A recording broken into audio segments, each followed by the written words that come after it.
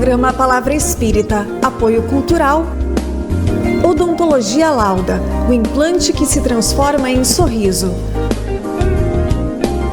Sociedade Espírita Estudo e Caridade Lar de Joaquina.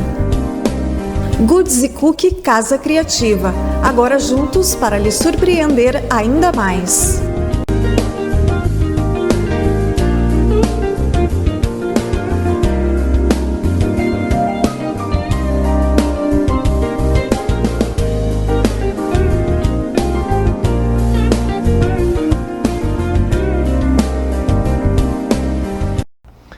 Estamos iniciando pela TV Santa Maria, canal 19 da NET, mais um programa Palavra Espírita, agradecendo aos nossos apoiadores culturais, Sociedade Espírita Estudo e Caridade Lar de Joaquina, Odontologia Lauda, o implante que se transforma em sorriso, e Goods e Cookie, Casa Criativa, agora juntas para lhe surpreender ainda mais.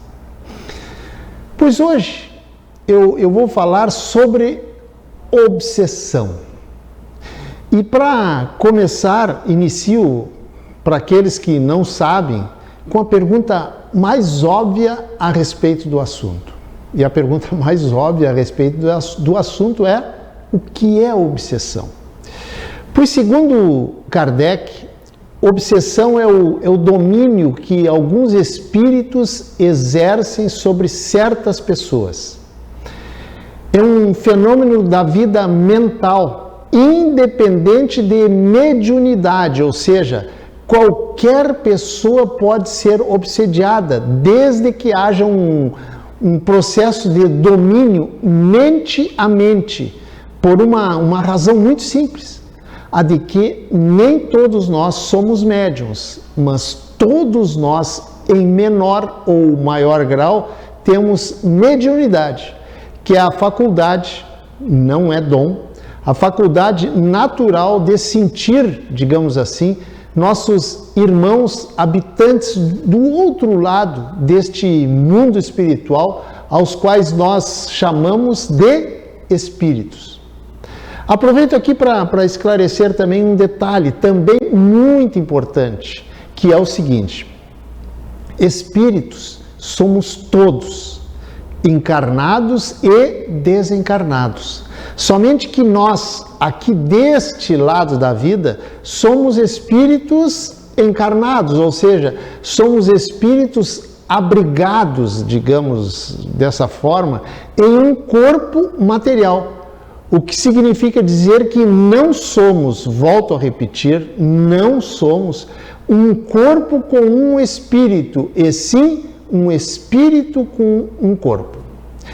Já o pessoal do lado de lá também são espíritos, tanto quanto nós, só que sem esse corpo material que nós vimos quando nos olhamos no espelho. Ou seja, esses que habitam o lado de lá e que nós chamamos de mortos, na verdade estão tão vivos quanto nós, apenas que vivem sem o corpo, sem esse corpo físico, porque ao desencarnarem, deixam esse mesmo corpo aqui na Terra, no momento exato de quando o coração parou de bater.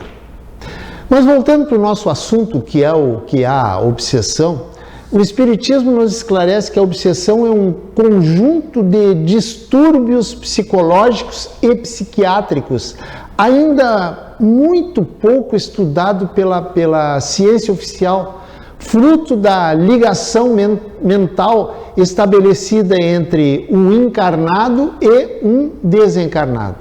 É muito importante deixar bem claro que a obsessão não ocorre por culpa exclusiva dos espíritos inferiores desencarnados, que ainda se comprazem no mal e que entram nas nossas vidas, na vida dos encarnados, sem pedir licença, sem serem convidados. Claro que não.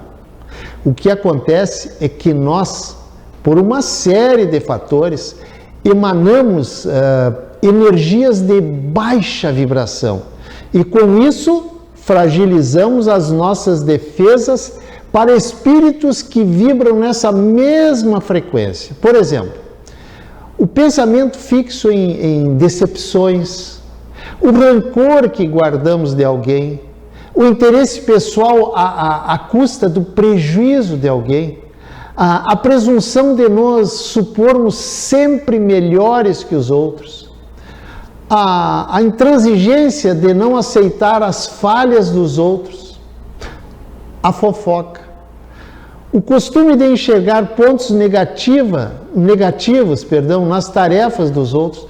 Tudo isso são pensamentos e sentimentos de uma baixa frequência vibratória, uma frequência muito baixa e que por assim ser, abrem essas frequências pequenas brechas em nós mesmos, por onde se instala um processo obsessivo. Não esqueça que tudo no universo é vibração. Mas o que são energias, por exemplo, de baixa frequência vibracional? É o seguinte: quando pensamos e agimos no bem, geramos energia boa, energia limpa, energia salutar, ou seja, formamos, em torno de nós, formamos um elo vibracional bom que nos protege da interferência de energias tóxicas. Já, porém, quando exteriorizamos sentimentos de pessimismo, inveja, egoísmo, orgulho e todos os outros sentimentos semelhantes a esses sinônimos, geramos o quê? Geramos uma energia ruim, energia poluída, e dessa forma abrimos portas para que os espíritos inferiores exerçam influências sobre nós. Gente, todos nós, somos tipo uma usina geradora e captadora de energia, tanto boa quanto ruim. E o tipo de energia que geramos depende somente de nós, através dos nossos pensamentos, das nossas palavras, das nossas ações, enfim, de tudo aquilo que nós geramos. E dependendo da energia que geramos, seja ela qual for, boa ou ruim, ela capta, ela atrai espíritos que se identificam com essa energia. Deu para entender? Mas o que leva um espírito desencarnado a se tornar um obsessor, por exemplo? Na verdade, vários são os motivos. Uns até não é por maldade. Existem espíritos que, mesmo depois de desencarnados, continuam muito apegados aos bens e às pessoas que aqui deixou e querem continuar por perto para continuarem cuidando do que foi seu e que, de forma totalmente desequilibrada, digamos assim, imaginam ser a sua presença ali indispensável. O grande problema é que, nesses casos, por serem duas energias totalmente diferentes, totalmente distintas uma da outra, ao invés de ajudar ele, o desencarnado, muito mais atrapalha do que ajuda. Outros se tornam espíritos obsessores em virtude dos seus vícios levados para o outro lado da vida. Gente, quando vamos para o outro lado da vida, ou seja, quando morremos, ou melhor, quando o nosso corpo morre e fica aqui na Terra, o espírito que vai para a outra dimensão não vira santo. Claro que não. Ele leva para lá as mesmas virtudes, os mesmos defeitos e os mesmos vícios que ele tinha aqui. E dependendo da sua evolução espiritualmente falando, ou melhor dizendo, do seu atraso espiritual, ele pode, para satisfazer as suas necessidades, os seus vícios, seja de cigarro, seja de álcool, de droga ou de sexo, ele se aproxima para satisfazer as suas necessidades de encarnados que possuem o mesmo ou os mesmos vícios, as mesmas necessidades que ele, para sugar as energias, os fluidos exteriorizados pelo desencarnado viciado.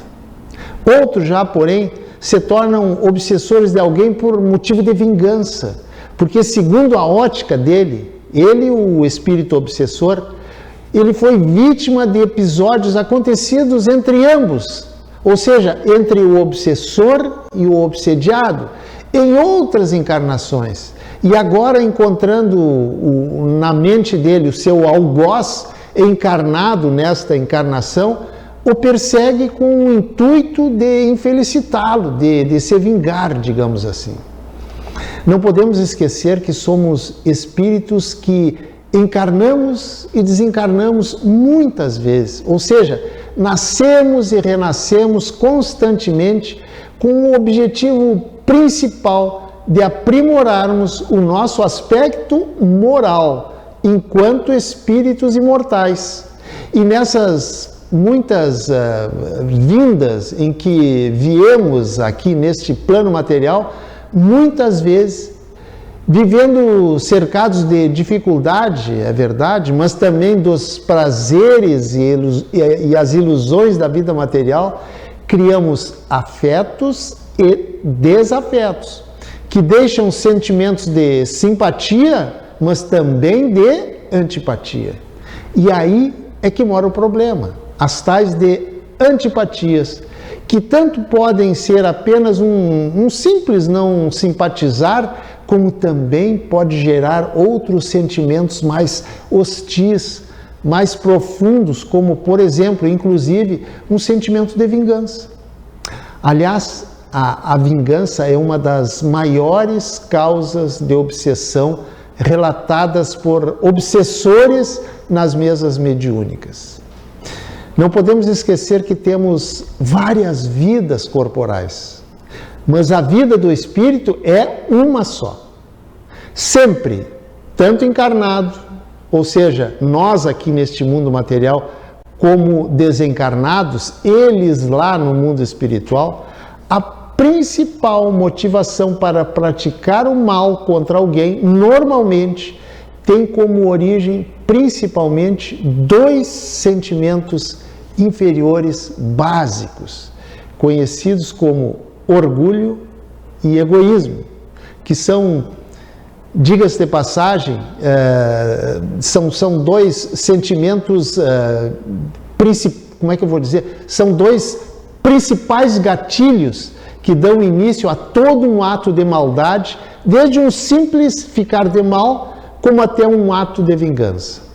E a soma desses dois sentimentos inferiores podem despertar em espíritos desencarnados, ao identificarem agora nesta vida encarnados os seus algozes, os seus inimigos de outras vidas. E, descobertos, podem, impulsionados, volto a repetir, por esses dois sentimentos muito inferiores, um processo obsessivo, ou seja, uma ação contínua de atitudes com o objetivo de prejudicá-lo, prejudicar o encarnado, bem entendido. A obsessão, porém, e é importante que se clareie isso, não ocorre única e exclusivamente por culpa dos espíritos inferiores que se comprazem em fazer o mal, pois eles não têm o poder, digamos assim, de sair por aí distribuindo maldades aos encarnados. Claro que não. O que acontece é que, muitas vezes, a pessoa, o encarnado, através dos seus pensamentos e de vibrações de baixa frequência, acabam atraindo espíritos, como eu disse antes, que vibram nessas mesmas frequências, facilitando dessa forma a aproximação de espíritos que se comprazem pela sua inferioridade em fazer o mal. Em outras palavras, quando o encarnado, nós, os chamados vivos, nos deixamos envolver pela inveja, pelo egoísmo, pelo pessimismo, pela lamentação e até mesmo pelo ódio, todos esses sentimentos inferiores acabam possibilitando a aproximação de espíritos também inferiores. Não esqueçamos que um obsessor pode ter vários motivos para obsediar alguém, pois que em nossas diversas encarnações, reiterando o que eu falei anteriormente, criamos vários vínculos de pequenos e grandes afetos, mas também de pequenos e grandes desafetos. Ou seja, fazemos muitos amigos, mas muitas vezes, por N motivos, fazemos também alguns inimigos. E por fim, aqueles espíritos que se tornam obsessores pelo simples prazer de fazer o mal. Por exemplo, aqui vivendo entre nós, aqui no nosso mundo material, não tem pessoas que sentem o prazer em roubar e até matar pelo simples prazer de fazer o mal? Pois é, esses sentimentos inferiores que habitam certos espíritos obsessores dão-se por conta da imperfeição reinante em muitos espíritos ainda muito atrasados e que não despertaram para as suas realidades como filhos de Deus a caminho da perfeição. A propósito do nosso assunto de hoje, e já me encaminhando para o final, não tenho medo de errar ao afirmar que uma parcela muito grande, eu diria até mais, eu diria uma parcela enorme dos pacientes internados em manicômios e hospitais psiquiátricos são de pessoas obsediadas, porque, infelizmente, a ciência humana ainda reluta em aceitar os princípios espíritas, deixando dessa forma de curar inúmeros pacientes que procuram a ciência, vitimados por desequilíbrios emocionais e psicológicos decorrente de processos obsessivos. O Espiritismo ainda continua sendo a principal saída para o entendimento e, em até alguns casos, para a cura dessa patologia que desgraça pessoas e famílias. Felizmente, percebo que estão surgindo nas áreas da psicologia e da psiquiatria profissionais ligados à doutrina espírita, aos preceitos espíritas. E isso é um bom sinal. A ciência precisa entender que o ser humano é muito mais do que um corpo formado por trilhões de células que formam os tecidos, os órgãos e os sistemas que o fazem esse corpo funcionar. Mas um dia a ciência vai entender isso. Mas enquanto esse tempo não chega, nós, trabalhadores da causa espírita, temos que nos esforçar para termos um melhor conhecimento, um melhor entendimento das causas da obsessão e dos métodos que poderão levar o alívio e a cura daqueles que sofrem e que batem as nossas portas. Gente, tudo nesse mundo é energia. E o pensamento, sim, o nosso pensamento, não só é energia, como é a porta da frente do nosso ser.